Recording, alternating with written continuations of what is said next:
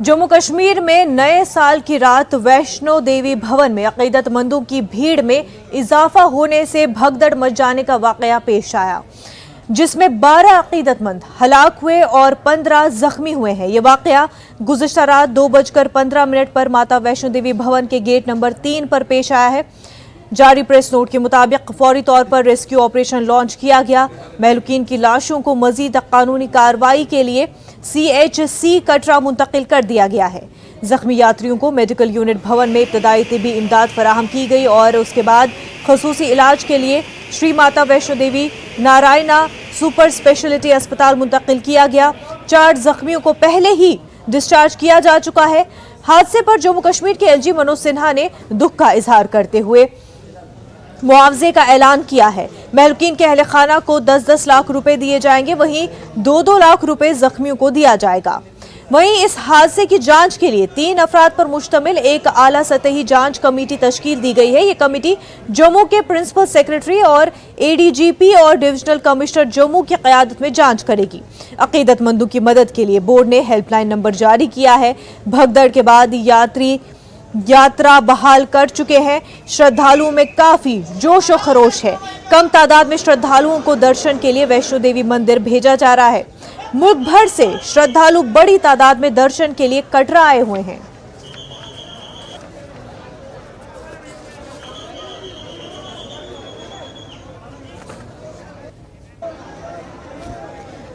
वहीं आपको बता दें, मरकजी वजीर जितेंद्र सिंह ने कटरा में वाक़े नारायणा अस्पताल का दौरा किया। वैष्णो देवी भवन में भगदड़ के बाद हुए जख्मी श्रद्धालुओं की इयादत की।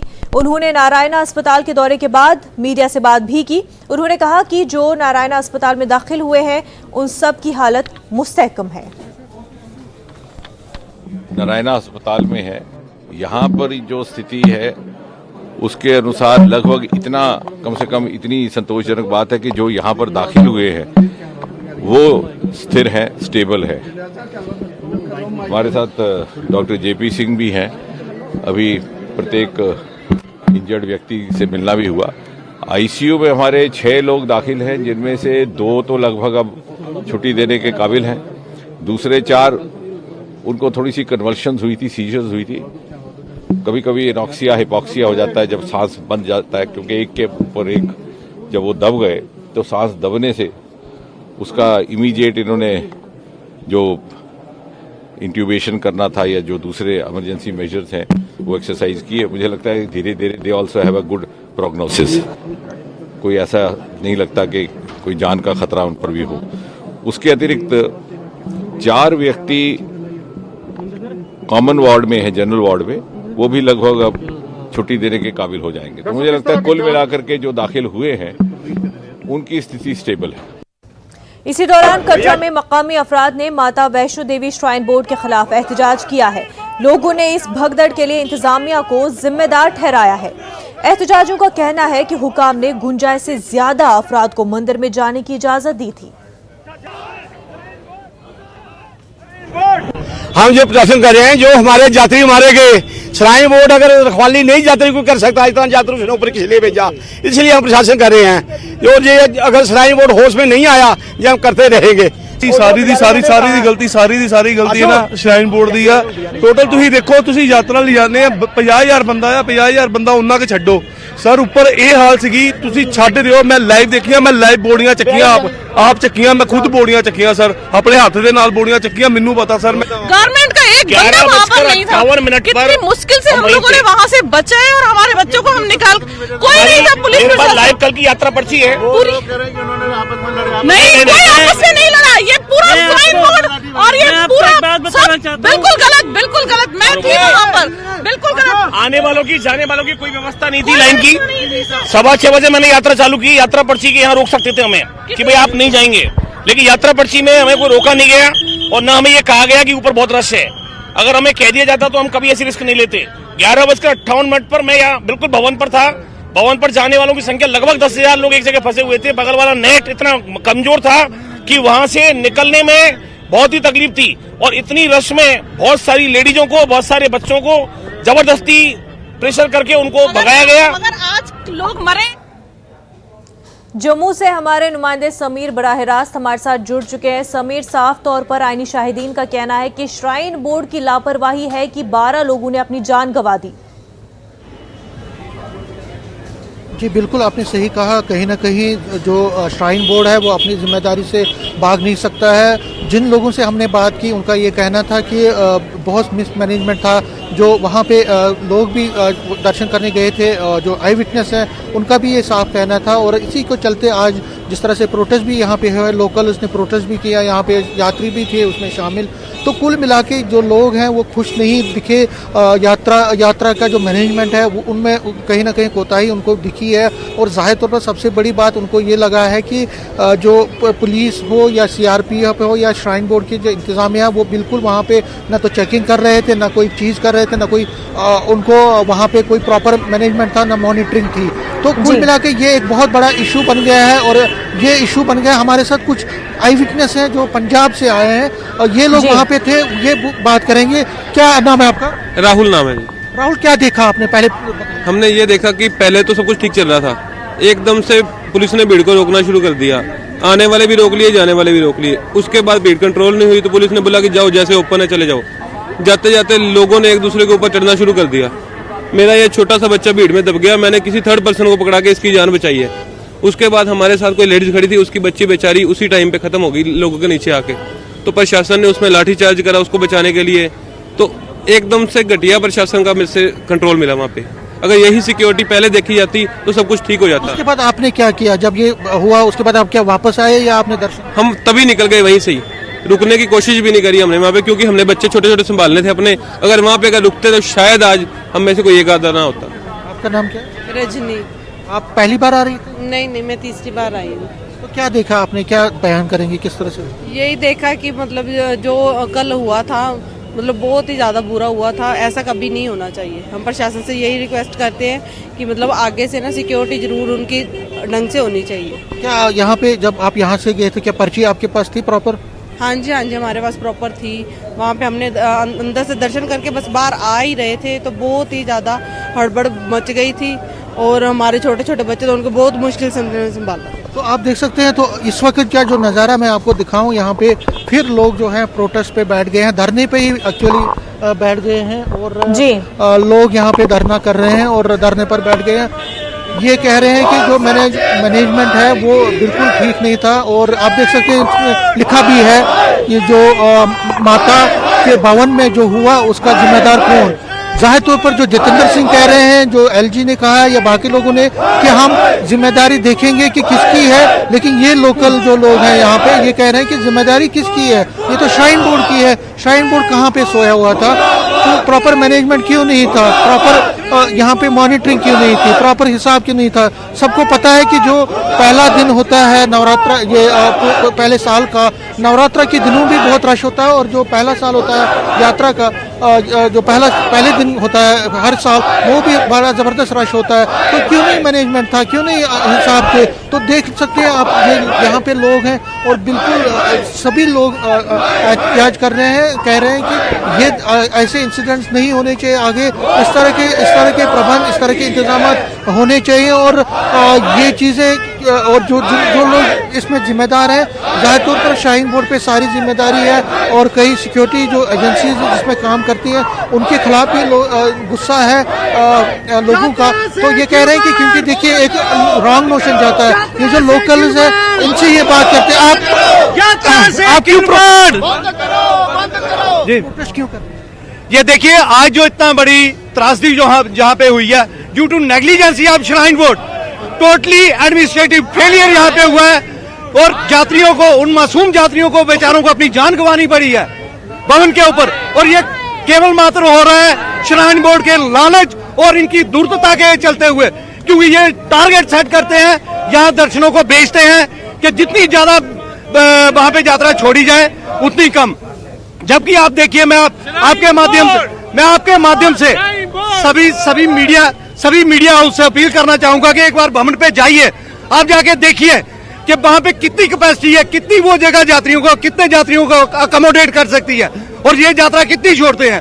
हार्डली मैं बड़ी छलांग भी लगाऊं तो 20,000 यात्री वहां पे अकोमोडेट हो सकता है, जो ट्रांजिट में रहता है उसको मिला के। मगर ये लोग अपने लालच के चलते हुए, श्राइन बोर्ड वाले जो अफसर हैं, ये अपने लालच के, आपको क्या चाहिए, क्या सुधार होने चाहिए? देखिए, एक समय था जब कटरा के अंदर इतना इंफ्रास्ट्रक्चर नहीं हुआ करता था, तब यात्री ये यात्रा छोड़ते थे। आज कटरा के अंदर इतना इंफ्रास्ट्रक्चर है, अब राबसा आइडियल का है तो 1 लाख यात्री यहाँ पे अकोमोडेट हो सकता है। इनको क्या जरूरत है कि भवन के अंदर 80-80, 90-90 हजार यात्रा छोड़ते हैं, 60-70 हजार यात्रा छोड़ते हैं, और जबकि वो जगह जो है वो हार्डली 10 से 15 हजार यात्री अकोमोडेट कर सकती है। जी, ये देख सकते हैं कुछ लेडीज जो है वो अब धरने पर भी बैठ गई हैं। देख सकते हैं, इनके साथ हमने पहले भी बात की थी। अब ये पूरा यहाँ धरने पे बैठ गए हैं। इस कटरा टाउन के अंदर लगातार ये कह रहे हैं कि अगर 25,000 की कैपेसिटी में है तो 30,000 लोगों को क्यों जाने दिया गया। ये बड़ा सवाल है। उनका ये कहना है कि अगर एक फिक्स किया है, क्योंकि मैं आपको बता दूं जिनको सिर्फ 25,000 लोगों के जाने की ये इजाज़त है कोरोना की सबब, तो लेकिन ये कह रहे हैं कि 30,000 से भी ज़्यादा लोग थे, तो कहीं ना कहीं ये लोग इसीलिए सरापा एहतजाज है और ये कह रहे हैं कि आगे से ऐसी विजिलेंस नहीं होनी चाहिए। तो कुल मिला के अगर हम देखें तो ये चीज़ें जो है अब बैठना पड़ेगा श्राइन बोर्ड को भी, एलजी एडमिनिस्ट्रेशन को, जिला इंतजामिया को, जो रियासी का एडमिनिस्ट्रेशन है, मिल बैठ के देखना पड़ेगा कि ऐसे इंसिडेंट्स आगे ना हो। उसके लिए जितने भी स्टेक होल्डर्स हैं, चाहे बिजनेस कम्युनिटी के हैं, लोकल लोग हैं जो इसके साथ जुड़े हुए हैं इस यात्रा के साथ, उनके साथ मिल बैठ के एक रास्ता निकालना पड़ेगा ताकि आगे चल के ऐसे चीज़ें ना हो, ऐसे इंसिडेंट्स नहीं हो। क्योंकि एक रॉन्ग नोशन जाता है पूरे इंडिया में और उससे क्या होता है, यहाँ पे जो ट्रेड है, यहाँ का जो पिलग्रिमेज है वो सफ़र होता है, यहाँ का जो बिजनेस है वो सफ़र हो जाता है। तो कुल मिला के ये आगे देखना पड़ेगा और इसी के चलते मुझे लगता है कि ये लोग भी इसीलिए एहतजाज कर रहे हैं ताकि अपनी डिमांड्स को आगे पहुँचाए, ऊपर पहुँचाए एलजी एडमिनिस्ट्रेशन को। जितेंद्र सिंह कह गए कि हाँ कुछ गलतियाँ हुई हैं, उसका देखा जाए, लेकिन आगे चल के तो देखना पड़ेगा कि ऐसे इंसिडेंट्स, ऐसी चीज़ें ना हो। एक बहुत रॉन्ग नोशन जाता है, पॉलिटिक्स भी इस पर बहुत ज़्यादा हो रही है। जो अपोजिशन है उसने मोदी सरकार को घेरा है इस पर, जाहिर तौर पर वो अपनी सियासत करेंगे, लेकिन जिन लोगों की जान गई साल के पहले दिन, वो उनके घर वाले जानते हैं, उनको ना सियासत से कोई गरज है, ना उनको किसी चीज़ से गरज है। उनकी जानें चली गई, उनके अपनों की जानें चली गई, जख्मी लोग पड़े हैं। आज जश्न का माहौल होता है, पहला दिन होता है हर साल, लेकिन उन घरों में आज मातम पसरा हुआ है, वहाँ पे दुख और बेचैनी के सिवा कुछ भी नहीं है। तो जाहिर तौर पर लोग आएंगे, ये कारवां तो चलता रहेगा, लेकिन जो लोग गए इस दुनिया से, उनकी जवाबदेही कौन करेगा, वो कैसे गए, क्यों गए, क्या रिस्पॉन्सिबल था, कौन आदमी था, कौन बंदे, कौन मैनेजमेंट का कौन है जो रिस्पॉन्सिबल है, उसकी फिक्स करना पड़ेगा। समीर, और श्राइन बोर्ड की जवाबदेही बनती है कि अगर कैपेसिटी 25,000 तक ही थी तो उससे ज्यादा, 30,000 से ज्यादा लोगों को जाने की इजाजत क्यों दी गई। समीर, बेहद शुक्रिया तमाम तर तफसीलात के लिए। एक छोटा सा ब्रेक लेंगे, जल्द होंगे हाजिर।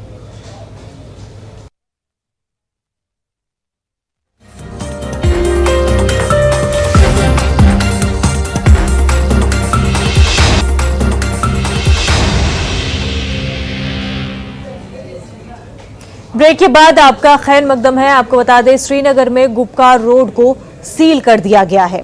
PAGD लीडरों ने एहतजाज की कॉल दी है। इस हवाले से फारूक अब्दुल्ला, महबा मुफ्ती, मोहम्मद यूसुफ तारेगामी को घर से निकलने की इजाजत नहीं है। बाज लीडरों को पुलिस ने हिरासत में लिया है।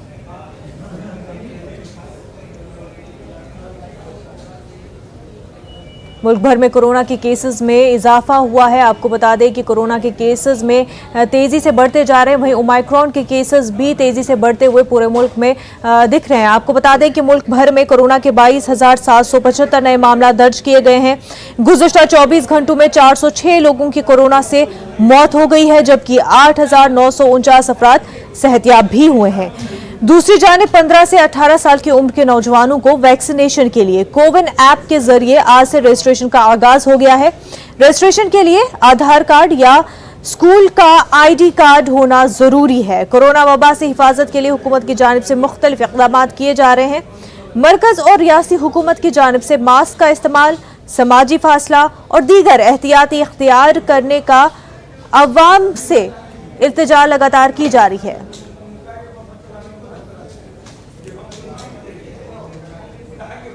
वहीं कोरोना का असर आम शहरियों पर ही नहीं बल्कि अवामी लीडरों पर भी देखा जा रहा है। महाराष्ट्र में 10 वुज़रा और 20 से जायद अरकान असेंबली का कोविड टेस्ट पॉजिटिव आया है। महाराष्ट्र के नायब वज़ीर आला अजीत पवार ने ये बात बताई है। उन्होंने कहा कि कोरोना की लहर महाराष्ट्र में तेजी से फैल रही है। एक अंदाजे के मुताबिक रियासत भर में 50,000 ता 1 लाख लोग कोरोना से मुतासिर हुए हैं। कोरोना की तीसरी लहर को मामूली न समझा जाए। वाज़ेह रहे कि महाराष्ट्र में गुज़िश्ता एक रोज में कोरोना के 8,000 से ज्यादा मामला दर्ज किए गए, जबकि ओमाइक्रॉन के मरीजों की तादाद 454 तक पहुंच गई है।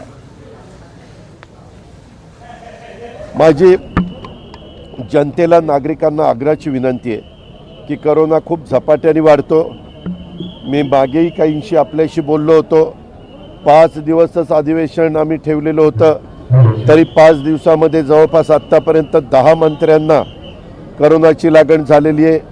जवळपास 20 पेक्षा जास्त आमदारांना कोरोनाची लागण झालेली आहे। प्रत्येकाने, लोकप्रतिनिधी असेल किंवा कुणी नागरिक असेल, त्या सर्वांनी नियमाचं भान ठेवलं पाहिजे। उत्साह तर प्रत्येकाला असतो, प्रत्येकाला वाटतं लग्न समारंभ असतील, नवीन वर्ष असेल, आणखीन कुठले शर्यती असतील, काही कार्यक्रम असतील, त्या कार्यक्रम मोठ्या प्रमाणावर व्हावेत।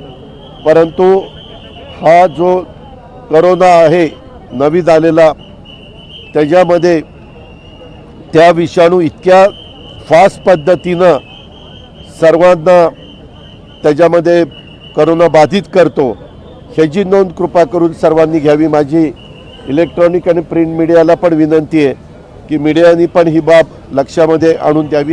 मुंबई से हमारे नुमाइंदे अमित इस वक्त हमारे साथ जुड़ चुके हैं। अमित, जाहिर सी बात है कोरोना जो है भेदभाव नहीं करता, लोगों में फर्क नहीं जानता, और ऐसे में महाराष्ट्र में 10 वुज़रा कोरोना पॉजिटिव पाए गए हैं। देखिए, निश्चित तौर पे आंकड़े लगातार बढ़ रहे हैं। कल रात को जो आंकड़े आए थे 24 घंटे में, वो 8,000 से ऊपर आंकड़े महाराष्ट्र में, और मुंबई की बात करें लगभग 5,400 के करीब जो है मामले सामने आए थे। वहीं ओमिक्रॉन के भी मामले बढ़ रहे हैं, डेल्टा के मामले बढ़ रहे हैं। निश्चित तौर पे कह सकते हैं कि लगातार मामले बढ़ रहे हैं, जिससे चिंता का विषय बन चुका है। कई सारे रिस्ट्रिक्शन जो हैं, कई सारी नई नई गाइडलाइन जो है सरकार की तरफ से, बीएमसी की तरफ से, मुंबई पुलिस तरफ से जारी की गई हैं। वहीं मैं आपको बताऊं कि जो एडिशनल चीफ सेक्रेटरी है प्रदीप व्यास स्वास्थ्य विभाग के, उन्होंने महाराष्ट्र के सभी जिलों कलेक्टर और सभी महानगर पालिका जो कमिश्नर, उनको खत लिखा और आशंका जताई है कि जिस तरह से कोरोना के मामले आ रहे हैं, उससे आने वाले जनवरी के तीसरे हफ्ते तक 2 लाख से ज्यादा एक्टिव केस हो जाएंगे कोविड और ओमिक्रॉन के। और प्रदीप व्यास ने ये भी चेताया है कि अगर थर्ड वेव आती है और इन्फेक्शन रेट बहुत ज्यादा होगा और मृत्यु दर भी बढ़ जाएगी, जो ट्रेंड थर्ड वेव की दिख रही है। और एक महत्वपूर्ण बात जो उन्होंने ये बताई है कि अगर 80 लाख केस भी राज्य में आते हैं और 1% भी मृत्यु दर होती है, तो मृत्यु दर 80,000 के करीब हो सकती है। इसलिए ओमिक्रॉन को हल्के में न लिया जाए, ये बहुत घातक हो सकता है, और वैक्सीनेशन पे जोर दिया जाए। बिल्कुल अमित, बेहद शुक्रिया तमाम तफसीलात के लिए। इस वक्त एक बड़ी खबर सामने आ रही है, हरियाणा से ये बड़ी खबर है। भिवानी में चट्टान खिसकने से हादसा पेश आया है। आपको बता दें 10 गाड़ियों के दबे होने की खबर सामने आ रही है। एक शख्स की इस हादसे में मौत हो गई है। 10 से 20 लोगों के दबे होने का खदशा जाहिर किया जा रहा है। हरियाणा से ये खबर आपको बता रहे हैं। भिवानी में चट्टान खिसकने से हादसा पेश आया है। 10 गाड़ियों के दबे होने की खबर है। एक शख्स की मौत भी हुई है इस हादसे में। वहीं 10 से 20 लोगों के दबे होने का खदशा जाहिर किया जा रहा है।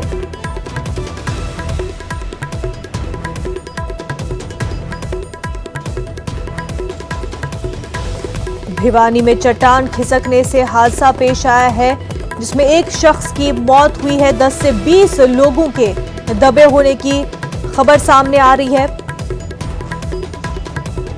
10 गाड़ियों के दबे होने की खबर भिवानी में चट्टान खिसकने की वजह से।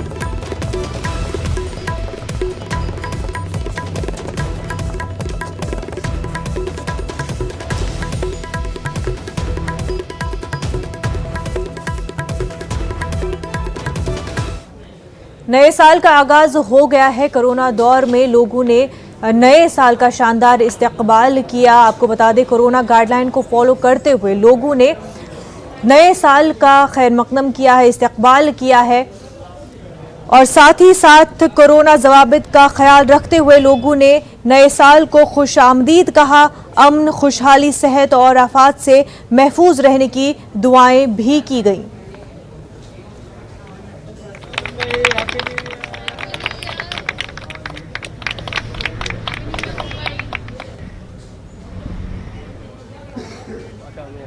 वहीं मुंबई में नए साल के पहले ही दिन सयाहती मकाम पर लोगों का हुजूम नजर आने लगा। कोरोना के कवानीन की खिलाफ वर्जी साफ नजर आ रही है। हमारे नामा निगार वसीम अंसारी ने गेटवे ऑफ इंडिया से जायजा लिया। साल 2022 की शुरुआत हो चुकी है और साल के पहले ही दिन हमने देखा है जिन जिन इलाकों में और जहां पे भीड़ से बचने की हिदायत दी गई थी वहां पर सबसे ज़्यादा भीड़ देखने को मिल रही है। इस वक्त हम मुंबई के गेटवे ऑफ इंडिया पे हैं। आप देख सकते हैं किस तरह से लोगों की भीड़ यहाँ पर जमा है और लोग कहीं ना कहीं जो कोरोना के नियम है उसका उल्लंघन करते हुए साफ तौर पे नजर आ रहे हैं। इन पूरे आंकड़ों की बात करें तो मुंबई पिछले कुछ दिनों में लगातार जिस तरह से आंकड़े बढ़े हैं उसे लेकर काफ़ी सख्ते में नजर आ रही है। जो बीएमसी के जो अधिकारी हैं वो बाकायदा किसी न किसी तरीके से लोगों को हिदायत दे रहे हैं कि भीड़ ना करें। अगर कल के आंकड़े की बात करें, पिछले 24 घंटे के आंकड़े की बात करते हैं तो लगभग महाराष्ट्र में 8,000 से ज़्यादा कोरोना के मामले आए थे, तो वहीं मुंबई में भी 5,000 से भी ज़्यादा लोग कोरोना से पीड़ित साफ तौर पर नजर आए। और जिस तरह से देखा गया कि ओमाइक्रॉन भी अपने लगातार जिस तरह से पैर पसार रहा है, इसकी संख्या भले ही 24 घंटे में महज 4 हुई, लेकिन ये आंकड़े बढ़कर मुंबई और महाराष्ट्र में 454 के करीब हो चुके हैं। यानी कि न्यूज़ रूम लाइव में फिलहाल इतना ही। हमें दीजिए इजाजत। आदाब।